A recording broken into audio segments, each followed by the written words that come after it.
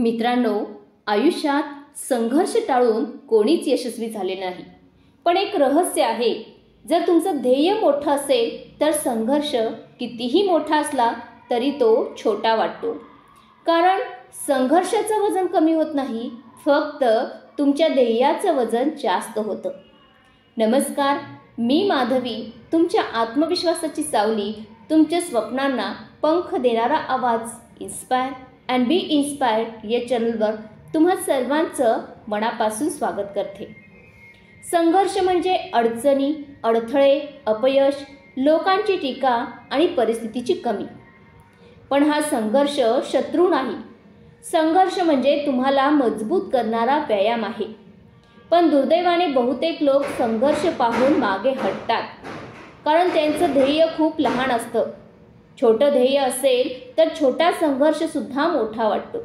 समजा एखाद्या विद्यार्थ्याचं ध्येय फक्त पास होण्याचं आहे, मग एक पेपर कठीण गेला तरी तो खचतो. पण ज्याचं ध्येय IAS अधिकारी बनायचं आहे, त्याला 100 वेळा अपयश आलं तरी तो टिकतो, कारण त्याचं ध्येय मोठं आहे.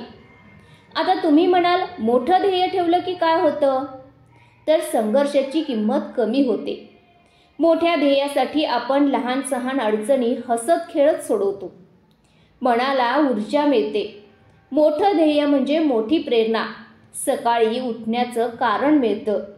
लोकांचा विरोध सहन करता येतो. ध्येय मोठं असेल तर लोकांची टीकासुद्धा आपल्याला क्षुल्लक भासते. अब्दुल कलाम यांचं बालपण गरिबीत गेलं. त्यांनी पेपर विकले, मासे विकले, पण त्यांचं ध्येय होतं भारताला आकाशात झेपावता येईल असा मिसाईल प्रोग्राम तयार करणं. संघर्ष प्रचंड होते, पण ध्येय मोठं होतं आणि म्हणूनच त्यांना मिसाईल मॅन ऑफ इंडिया म्हणून म्हटलं गेलं. संघर्ष आपोआप सुटतो कसा?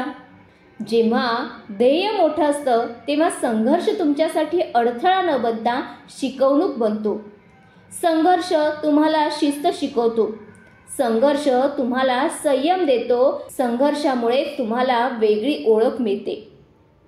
तुमचं मोठं ध्येय कसं गाठाल? फक्त स्वतःसाठी ध्येय ठेवू नका, समाजासाठी ठेवा. मला श्रीमंत व्हायचं एवढंच नाही, तर माझ्यामुळे हजारो लोकांना नोकरी मिळाली पाहिजे. ध्येयाचं चित्र मनात ठेवा. रोज डोळ्यासमोर आणा. ध्येय लिहून ठेवा.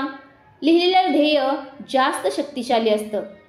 ध्येयासाठी स्वतःला विचारा, मी हे मिळवण्यासाठी किती त्याग करायला तयार आहे? मित्रांनो, संघर्ष हा कधीच संपणार नाही. पण तुम्ही मोठं ध्येय ठेवलं तर संघर्ष तुमच्या मार्गातील दगड न राहता पायरी बनेल. कारण संघर्षानेच तुम्हाला तुमचं मोठं ध्येय गाठून दिलं तर. आज मी तुम्हाला एक प्रश्न विचारते, तुमचं ध्येय किती मोठं आहे?